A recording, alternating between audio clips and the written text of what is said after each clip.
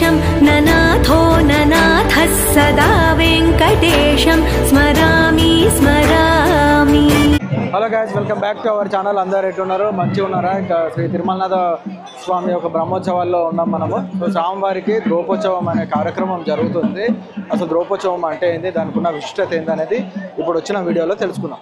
Friends, ఇంకా తిరుమలనాథ స్వామి ద్రౌపోత్సవ కార్యక్రమం ప్రారంభం అయిపోయింది. ఇంకా పూజ చేస్తున్నారు. ఇక్కడ స్వామివారికి పూజ చేసేసి గుడి చుట్టూరా ప్రదర్శనలు చేసేసి ఆ ప్రదర్శనలు అయిపోయిన తర్వాత మళ్ళీ బయటికి వెళ్ళిపోతాం. ఇంకా ముందు ఎంట్రన్స్ నుంచి గోపురం నుంచి బయటికి వెళ్ళి దోపుకొండ అనే ప్రాంతం ఉంటుంది. ఆ దోపుకొండ అంటే ఏంది అని అంటే స్వామివారు ముందుగా వెలిసింది అక్కడే అని చెప్పుకొస్తారు. అందుకని చెప్పి అక్కడ తీసుకెళ్ళిపోతారు. ఈ దోపుకొండ దగ్గర స్వామివారిని పెట్టేసి మళ్ళీ ఈ మల్కయ్య అనేటువంటి స్వామివారి భక్తుడు ఉంటాడు. ఆ భక్తునికి సంబంధించిన పూజ నెక్స్ట్ కొనసాగబోతుంది. చూద్దాము ఫ్రెండ్స్. ఇక అయితే మల్కయ్య అనే వ్యక్తి గురించి తెలుసుకుందాము. ముందర అర్చకులు తెలియజేస్తారు. సో దానికి ముందర ఇంకా చూస్తున్నారు కదా, అందరికీ అర్చకులు బొట్లు పెట్టేస్తున్నారు. బొట్లు పెట్టేసుకున్న తర్వాత ఈ మల్కయ్య ఉన్నారు కదా భక్తులు, స్వామివారి భక్తులు, తిరుమలనాథ స్వామి యొక్క గొప్ప భక్తుడు ఇతను. సో ఇతన్ని మళ్ళీ ఆ పల్లకిలో తీసుకొని మళ్ళీ బయటకు వెళ్ళిపోతాము. గోపురం నుంచి అట్లా ముందరికి వెళ్ళిపోయి ఎవరైతే స్వామి ఇప్పుడు మన తిరుమలనాథ స్వామిని ఎక్కడైతే మనము నిలిపినామో అక్కడ తీసుకెళ్ళి పెట్టేసినామో అక్కడికి మళ్ళీ ఇతన్ని కూడా తీసుకెళ్ళిపోతారు. ఫ్రెండ్స్, గుడి ముందర ఉన్నాం. ఇప్పుడు మల్కయ్య అనే భక్తుడిని తీసుకొని వెళ్ళిపోతున్నాం కదా. ఇంకా ఇక్కడ నుంచి ఏం చేస్తారు అనేది మీరు చూస్తారు. ఇప్పుడు వీళ్ళు ఎవరైతే ఆ బట్టలు కట్టుకున్నారో తలకి, వాళ్ళందరూ మల్కయ్యకు సంబంధించిన వ్యక్తులని చెప్పుకొస్తారు. అండ్ స్వామివారి భక్తులు కూడా ఉంటారు. వాళ్ళని దొరలు, వీళ్ళని మల్కయ్య శిష్యులు అని అంటారు. ఆ బట్టలు కట్టుకున్నారు కదా. వీళ్ళు ఏంటంటే ఈ దొంగతనాలు చేస్తారన్నాడు. ఇక్కడ ఉన్న షాపులలో చూస్తారు కదా, ఈ ప్రతి షాపులలోకి వెళ్ళి దొంగతనాలు చేస్తారు. ఆ దొంగతనాలు ఎందుకు చేస్తారు, అసలు దానికి సంబంధించిన ప్రాధాన్యత ఏంది అనేది ముందర అర్చకులు తెలియజేస్తారు. నేను చెప్పడం కంటే వారు చెప్తే బాగుంటుంది కదా, వాళ్ళకి పూర్తిగా తెలుసు కాబట్టి నేను చెప్పట్లేదు. మళ్ళీ తప్పులు దొరికితే బాగుండదు అని చెప్పేసి దేవుడి విషయంలో మనము ఎట్లాంటి నిర్ణయాలు తీసుకోవద్దు కదా తెలియనప్పుడు. సో తెలిసినా కూడా కొన్ని, ఎందుకంటే వాళ్ళకు పెద్దలు వాళ్ళు తెలియజేస్తే బాగుంటుంది కదా అని చెప్పేసి నేను చెప్పట్లేదు. ఇట్లా ఇక చూసిరు కదా, మొత్తం అట్లా ప్రతి షాపులో చేతికి దొరికింది అట్లా తీసుకొని దొంగతనం చేస్తూ ఉంటారు. ఈ దొంగతనానికి కావాల ప్రాధాన్యత ఏందనేది ముందర వస్తుంది.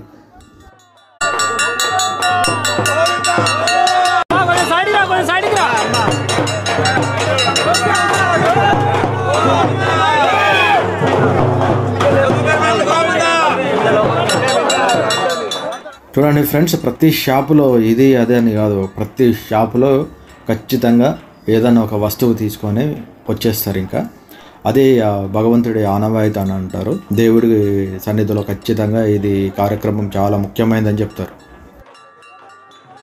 ఫ్రెండ్స్, ఇంకా నేను చెప్పినా కదా దోపుకొండ అని చెప్పి, ఇంకా ప్రస్తుతానికి అక్కడే వెళ్ళిపోతున్నాం. ఇంకా మనము చూస్తున్నాం కదా, ఇదే దోపుకొండ అంటారు. స్వామివారు ఫస్ట్గా వెలిసిన ప్రదేశము. ఇంకా స్వామిని ఇక్కడ తీసుకొచ్చి పెట్టేసినాం కదా. సో నెక్స్ట్ ఇప్పుడు మంగయ్య అనేటువంటి స్వామి భక్తుడు కూడా వస్తాడు అన్నట్టు.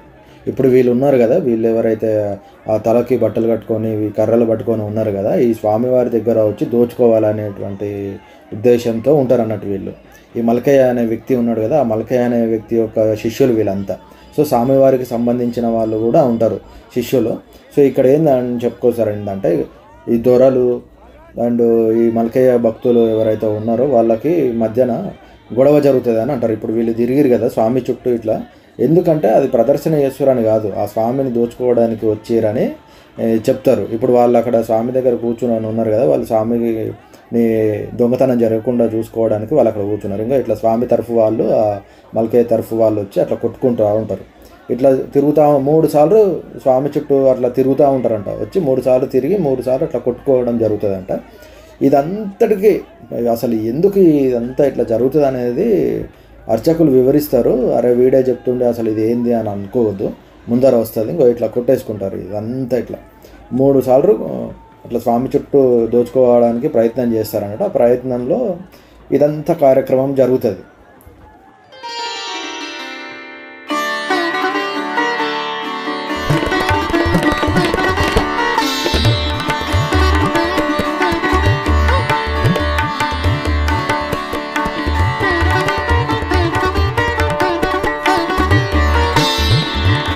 ఫ్రెండ్స్, ఇప్పుడు తిరుమలనాథ స్వామి దోపుకొండ వద్ద ఉన్నారు. ఈ దోపుకొండ దగ్గరనే ఇదంతా కార్యక్రమం జరుగుతుంది. ఇదంతా ఎందుకంటే స్వామివారికి ఈ దోపుకొండ అంటే అంత ఇష్టం.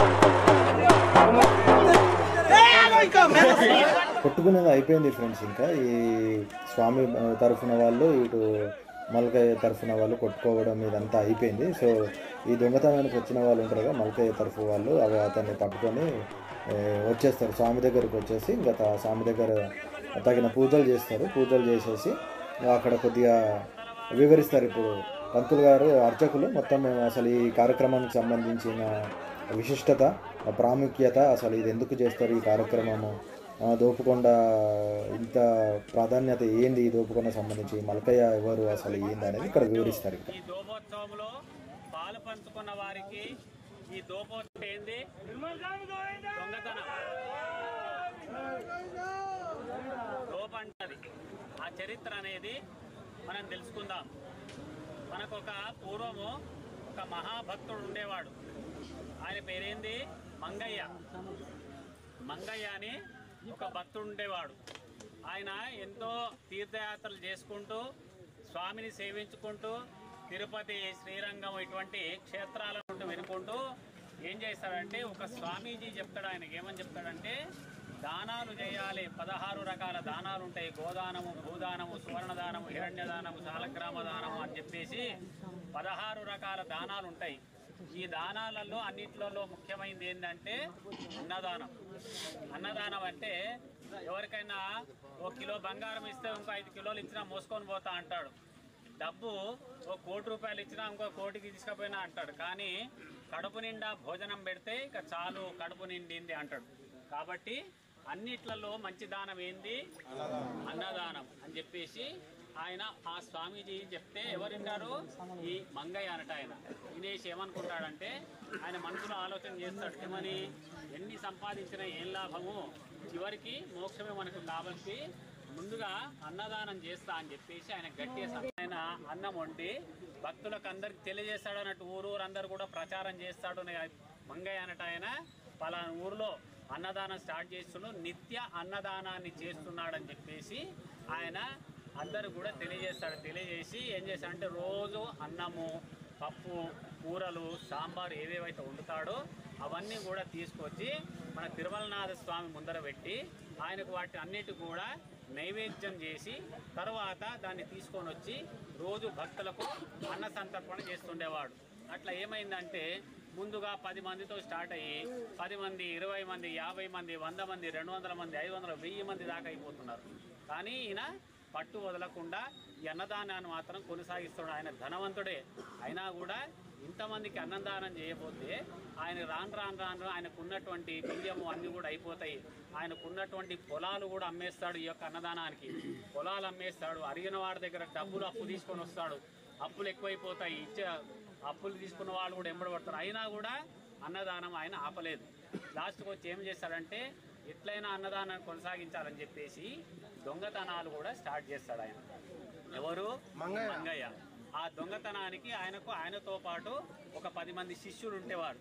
వీళ్ళందరూ కూడా ఏం చేస్తుండే, ఈ దోపుగుట్టలో ఉండి ఈ రోడ్లో ఎవరైతే పోతుంటారో వాళ్ళని పట్టుకొని వాళ్ళ దగ్గర దొరికినటువంటి బంగారం కానీ, డబ్బు కానీ, నగలు కానీ ఏవైతే ఉంటాయో విలువైన పట్టు చీరలు అన్నీ కూడా దొంగతనం చేసి వాటిని తీసుకుపోయి ఆ యొక్క అంగడిలో అంటే మార్కెట్లో అమ్మి ఆ వచ్చిన ధనంతో ఆయన ఏంటంటే దొంగ వేషం వేసుకుంటుండే. తర్వాత ఏం చేస్తుండే, అన్నీ వండి నైవేద్యం పెట్టేసి మామూలుగా పెడుతుండే. ఇది ఎవరికి కూడా తెలియకపోతుండే. ఇట్లా కొన్ని రోజులు ఇట్లా అన్న సంతర్పణ చేస్తూ ఉంటే ఎంతైనా కూడా దొంగతనం అనేది మంచిది కాదు.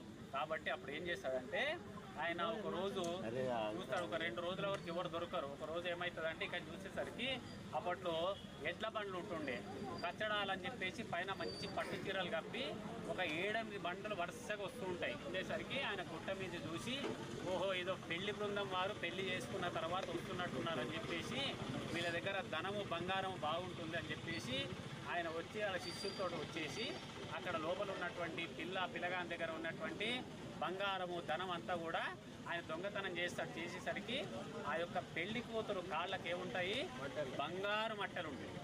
బంగారు మట్టెలు ఉండేసరికి ఆ మట్టెలు గుంజుదాం చూస్తాడు. చూసేసరికి మట్టెలు రాకపోయేసరికి ఏం చేస్తాడంటే కత్తి తీసుకొని ఏళ్ళు కోద్దామని చెప్పేసి, ఎందుకంటే ఆ భక్తి భావంలో మూర్ఖత్వం కూడా వస్తుంది.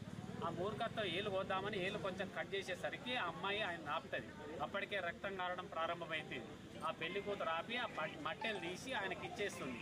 ఆయన ఏం చేస్తాడు, అవన్నీ తీసుకుపోయి యథావిధిగా ఆయన అన్ని వాటిని మార్కెట్లో అమ్మేసి వచ్చిన ధనంతో మళ్ళీ బియ్యము పప్పులు కూరగాయలు అన్నీ కూడా కొనుక్కొని వచ్చి అన్నీ కూడా వండి తిరుమలనాథ స్వామి దగ్గర తీసుకొని పోయేసి వాటిని నైవేద్యం పెట్టి కళ్ళు మూసుకొని కళ్ళు తెసి చూసేసరికి అక్కడ తిరుమలనాథ స్వామికి పక్కకు ఇద్దరు అమ్మవారు ఉంటారు. చూసింది కదా, ఒక అమ్మవారి కాళ్ళ నుంచి రక్తం గడగడ కారుతుండేసరికి ఆయనకు అప్పుడు అనుమానం వస్తుంది, ఏదో ఘోరమైన తప్పు జరిగింది, ఏం జరిగింది స్వామి అంటే అక్కడి నుంచి ఏ విధమైనటువంటి సమాధానం రాదు. అప్పుడు ఏం చేస్తాడంటే ఆయనకు బాగా అర్థమైపోయింది, ఈ తల అనేది స్వామి ముందర కొట్టుకొని చనిపోదామని చెప్పేసి తల కొట్టుకోగానే ఆయన కూడా రక్తం కారుతుంటే అప్పుడు తిరుమలనాథ స్వామి ప్రత్యక్షమవుతాడు. సత్యమయ్యి, మంగయ్య నువ్వు చేసేది అన్నదానం కరెక్టే, కానీ నువ్వు చేసే పద్ధతి తప్పు. నీ వలన ఎంతోమంది కష్టపడి సంపాదించుకున్న ధనమంతా కూడా నువ్వు బలవంతంగా వాళ్ళ దగ్గర గుంజుకుంటున్నావు. దీనికి ఏమవుతుందంటే నీకు పుణ్యం రాకపోగా ఏమొస్తుంది, పాపం వస్తుంది. కాబట్టి నువ్వు పాపం పని చేస్తున్నావు కాబట్టి పాపం కాదు, చాలా తప్పు. ఇంతవరకు నువ్వు చేసింది చాలా, దీనికే నీకు మోక్షం ప్రసాదిస్తున్నా నేను, కానీ ఇక ముందు ఇటువంటివి చెయ్యకు. కాబట్టి నీకు మంగయ్య నుంచి తిరుమంగయ్య, తిరు అంటే మంచిది, ఎంతో విలువైనది. అందుకే మనం తిరుపతిలో స్వామిని ఏమంటారు, పతి అంటే ఏంటి, భర్త అని అర్థం. తిరుపతి అంటే మంచి భర్త, ఆమోదయోగమైనటువంటి ఎంతో మహోన్నతమైనటువంటి అంటే అర్థాలు వస్తాయి. కాబట్టి ఈ యొక్క మంగయ్యకు కూడా తిరుమంగయ్య అని చెప్పేసి ఒక పేరిస్తారు. అట్లాగే ఈ వైష్ణవాలయాల్లో పన్నిత్తరాళ్ళవారు అంటే 12 మంది ఆళ్వార్లు ఉంటారు. మనకు ఆ రోజు రామానుజులు అని చెప్పేసి మహామణి ఆళ్వారు, వీళ్ళందరి సేవకు కూడా వాళ్ళందరి సరసన ఈ తిరుమంగై ఆళ్వార్ అని చెప్పేసి ఈయనను కూడా కూర్చున్నబెట్టి మనం పూజ చేస్తున్నాము. ఈ యొక్క దోపోత్సవాన్ని మరియు తిరుపతి ఎక్కడెక్కడైతే వైష్ణవ క్షేత్రాలలో బ్రహ్మోత్సవాలు అవుతాయో ఆ బ్రహ్మోత్సవాల్లో తప్పకుండా ఈ యొక్క దోపోత్సవం నిర్వహించుకుంటూ వస్తున్నాం. కానీ మన ప్రత్యేకత ఏంటంటే మనం ఎట్లయితే ఈ యొక్క దోపోత్సవం జరిగిందో అదేవిధంగా ఇదంతా దొంగలు కొంతమంది వాళ్ళని పట్టుకోవడానికి వచ్చిన వాళ్ళు, కొంతమంది దొంగలకు సంబంధించి అంటే ఆ యొక్క తిరుమంగయ్యకు సంబంధించిన శిష్యులు కొంతమంది, ఈ స్వామికి సంబంధించిన శిష్యులు కొంతమంది, ఈ విధంగా కూడా మనం ఉత్సాహంగా ఉల్లాసంగా ఈ కార్యక్రమాన్ని చేసుకుంటున్నాము. మీరందరూ కూడా ప్రతి సంవత్సరం ఈ దొంగలు అయితే వేషాలు వేసారో, ఎవరైతే దొరలు వేసారో వీళ్ళందరూ కూడా ప్రతి సంవత్సరం వచ్చి ఇట్నే జరిపించుకోవాలని ఈ సందర్భంగా తెలియజేస్తాం. తిరుమలనాథ స్వామి గోవిందా, ఏడుకొండలవాడ గోవిందా, వెంకటరమణ గోవిందా. భజన కవరద పాడుచునుంటిమి పలుకవదేలా, పాడుచునుంటిమి పలుకవదేలా, వీరదయ గణరావా గజానన, మముదయ గణరావా గజానన, కొలుతన నీవని ప్రార్థన చేతుము, కొలుతన నీవని ప్రార్థన చేతుము, కొలుతన నీవని ప్రార్థన చేతుము, కొలుతన నీవని ప్రార్థన చేతుము, మనమున తలుతుము మము గనుమా, మనమున తలుతుము మము దయ గనుమా, మనమున తలుతుము మము దయ గనుమా, మనమున తలుతుము మము దయ గనుమా. వీరా పండరి భక్త సమాజం కరుణ చరోగము కరుముఖ వరద, కరుణ చరోగము కరుముఖ వరద, కరిముఖ వరద పార్వతి తనయ గణరావా గజానన, గణరావా గజానన.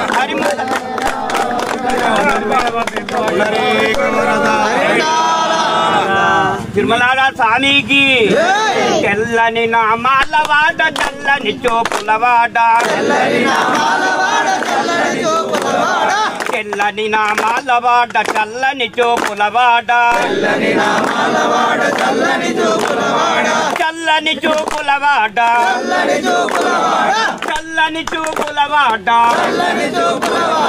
గల్లు గల్లు నరావా శ్రీ వెంకటేశ గల్లు గల్లు నరావా శ్రీ వెంకటేశ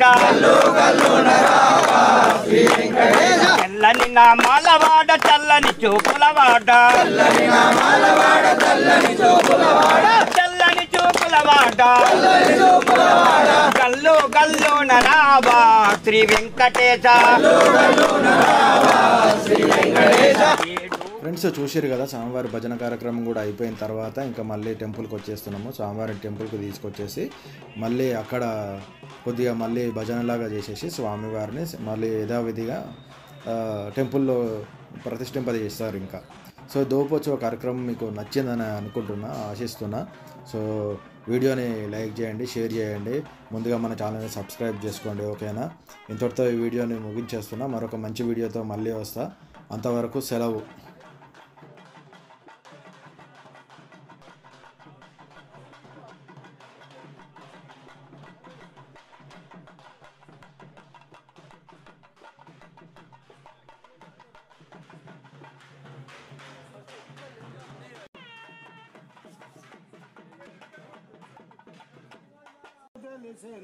నిన్నట్లు నమ్ముదునో ఈ కృష్ణ నిన్నట్లు నమ్ముదునో ఏమే భామలు గూడగ వేరే మద గజ బామి నుండనే నామానే బామి నుండనే బామా నారాయణ నీ చక్కని త్రేయము నారాయణ నీ చక్కని త్రేయము నల్బెక్కినదేమో నల్బెక్కినదేమో బృందావనమున గోవుల గాయన బృందావనమున గోవుల గాయన అన్నం బిలి హరివేణి నాచందనం బిలి హరివేణి గోవిందుడని చక్కని గోరులు గోవిందుడని చక్కని గోరులు కొలవంజనుడను హరియనంగ వనమాలిక ధరుడను అనగా వినవటి బామానే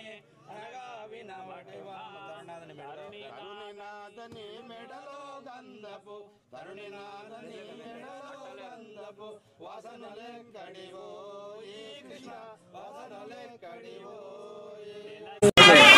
ఆడుతుందా